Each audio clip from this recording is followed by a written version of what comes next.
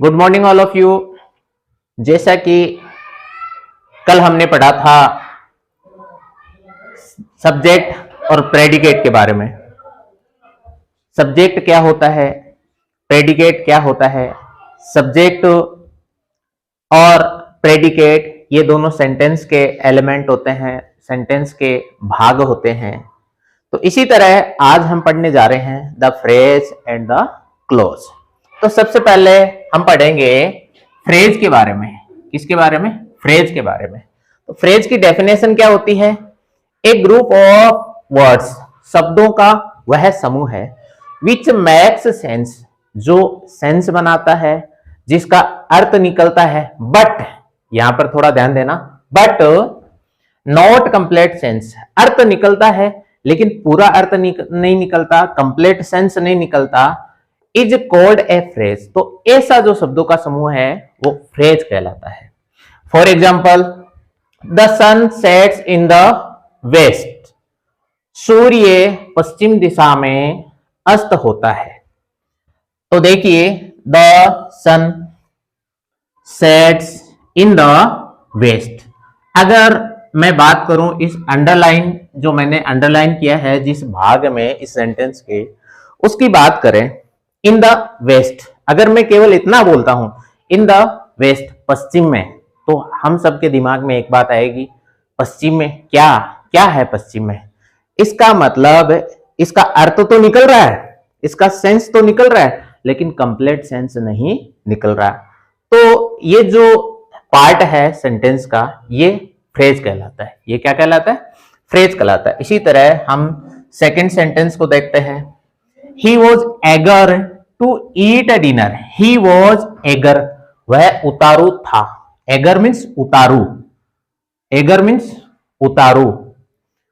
To eat a dinner, रात का भोजन करने के लिए। रात के समय जब हम भोजन करते हैं तो रात के भोजन को बोलते हैं डिनर। क्या बोलते हैं? डिनर। केवल मैं इतना बोलूं तो ईट अ डिनर, भोजन करने के लिए, तो इसका अर्थ तो निकल रहा है, इसका सेंस तो निकल रहा है, लेकिन इसका कंप्लीट सेंस नहीं निकल रहा। तो जो सेंटेंस का ये जो पार्ट है, ये क्या कहलाएगा? फ्रेज। क्या कहलाएगा? फ्रेज। इसी तरह नेक्स्ट सेंटेंस में अपन देखते हैं, the teacher is coming to the classroom. The teacher is coming to the classroom. जो अध्यापक हैं वो क्लासरूम के लिए आ रहे हैं, क्लासरूम के लिए आ रहे हैं। केवल मैं इतना बोलूं टू द क्लासरूम, क्लासरूम के लिए, इसका सेंस निकल रहा है, बट नॉट कंप्लीट सेंस, लेकिन पूरा सेंस नहीं निकल रहा।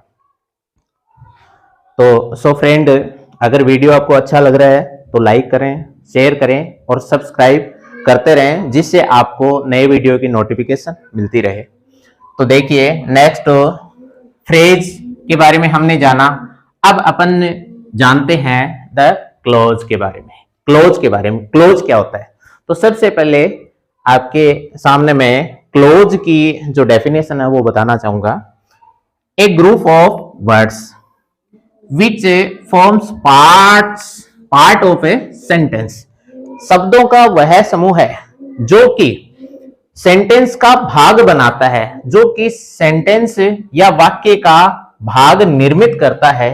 एंड, इसके अलावा, and contains A subject and a predicate, और जिसमें, यहां पर ध्यान देने वाली बात है, जिसमें एक सब्जेक्ट होता है और जिसमें एक प्रेडिकेट होता है, जिसमें एक सब्जेक्ट होता है और जिसमें एक प्रेडिकेट होता है, इज कॉल्ड ए क्लोज। तो ऐसे शब्दों का जो समूह होता है, ग्रुप ऑफ वर्ड्स होता है, वो क्लोज कहलाता है। क्या कहलाता है?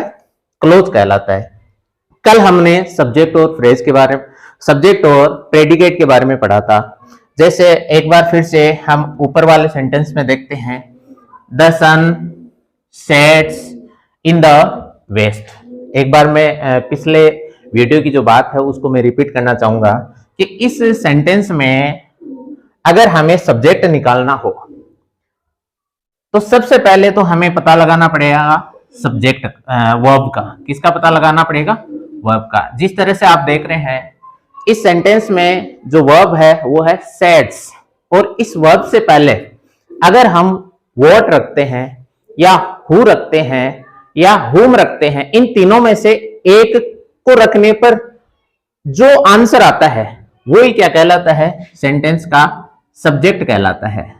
और इससे जैसे इस सेंटेंस में द सन आ रहा है, जैसे हम अगर सेट से पहले हम रखते हैं who sets in the west, पश्चिम में कौन अस्त होता है, तो इसका आंसर क्या आ रहा है? The sun.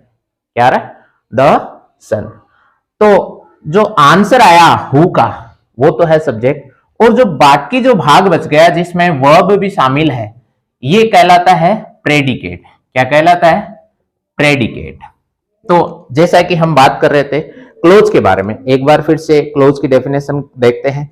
A group of words which forms part of a sentence and content a subject and a predicate is called a clause. Clause के लिए दो आवश्यक शर्तें हैं।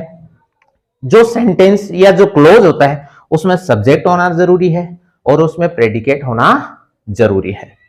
होते हैं फ्रेज और जो क्लोज दोनों होते हैं ग्रुप ऑफ वर्ड्स ही, लेकिन एक में तो जो ग्रुप ऑफ वर्ड्स होता है उसका कंप्लीट सेंस नहीं निकलता, और जो दूसरा होता है यानी क्लोज होता है उसका कंप्लीट सेंस निकलता है।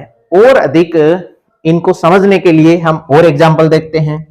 जैसा कि पहला एग्जांपल है he was waiting for the rain to stop.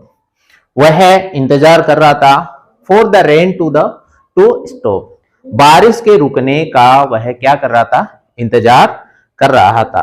तो ये जो कंप्लीट जो सेंटेंस है, सबसे पहले हम ये देखते हैं क्या इसमें सब्जेक्ट है, क्या इसमें वर्ब है।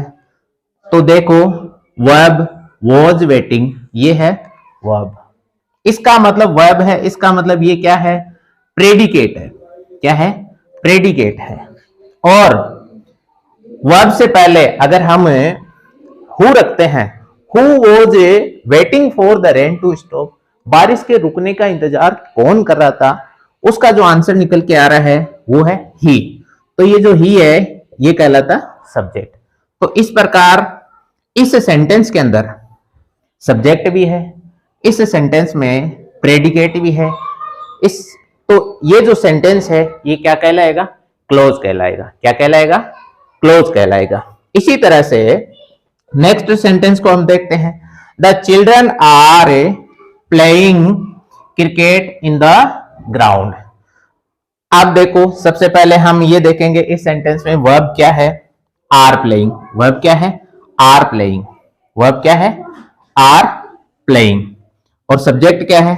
The children. सब्जेक्ट क्या है? The children. इसका मतलब सब्जेक्ट भी है और वर्ब है। वर्ब है इस, और वर्ब के जो आगे का भाग और वर्ब प्लस इसके अलावा जो भी एक्स्ट्रा जो पार्ट बच गया सेंटेंस का सब्जेक्ट को छोड़कर, दोनों मिलकर प्रेडिकेट कहलाते हैं। दोनों मिलकर क्या कहलाते हैं? प्रेडिकेट कहलाते हैं। और इसमें सब्जेक्ट जिस तरह से आप देख रहे हैं द चिल्ड्रन है, इसका मतलब हम ये कह सकते हैं ये जो सेंटेंस है ये क्या है? ये एक क्लोज है। ये क्या है? एक क्लोज है। इसी तरह से नेक्स्ट सेंटेंस को हम देखते हैं। The police caught the thief in the Kota. पुलिस ने चोर को कोटा में पकड़ा। तो हम ये देखते हैं सबसे पहले हमें ढूंढना प्रेडिकेट। प्रेडिकेट ढूंढने से पहले हमें पता लगाना पड़ेगा वर्ब। वर्ब क्या है? कोट।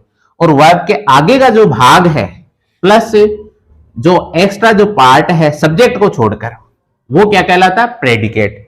और चोर को किसने पकड़ा? सब्जेक्ट। चोर को किसने पकड़ा?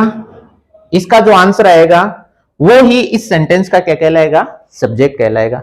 इस तरह से हम कह सकते हैं जो तीसरा सेंटेंस है वो भी क्या है? वो भी क्लोज है। तो जिस तरह से आज हमने पढ़ा the phrase and the close, मैं उम्मीद करता हूं कि मेरे द्वारा पढ़ाया गया ये जो पार्ट है ये आपको अच्छा लगा होगा। अगर आपको अच्छा लगा है तो कृपया आप लाइक करें वीडियो को, शेयर करें और हमारे चैनल को सब्सक्राइब करें, जिससे आपको समय समय पर नए वीडियो की नोटिफिकेशन मिलती रहेगी। Thanks for watching this video. Thank you, thank you, thank you.